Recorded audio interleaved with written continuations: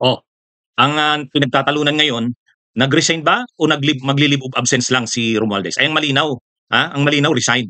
Hindi na siya leave of absence. Kasi kung leave of absence lang ibig sabihin babalik pa. Hindi kumbinsido. Kapag sinabi mong leave of absence siya pa rin naman ang speaker niyan.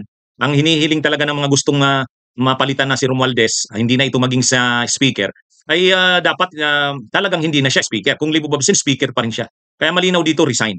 Kaya lang kahit mag-resign siya, kahit mag-resign siya, hindi ibig sabihin niya na hindi na siya iimbestigahan. Kasi ang purpose naman talaga kaya siya kailangang mag-resign para hindi niya mapakialaman ang imbestigasyon na gagawin, sila ni Saldico. Kaya kahit sabihin pang mag-resign siya, mag-resign naman siya o hindi, talagang kailangan siyang imbestigahan. Dapat si Saldico pauwiin kasi dapat maraming ipapaliwanag si Saldico. Sabi ni Congressman Puno, wala naman daw pananagutan si Romualdez, si Saldico. O yun, malalaman yan sa imbestigasyon. Kaya kahit mag-resign na si Speaker Martin Romualdez, tuloy pa rin ang imbestigasyon.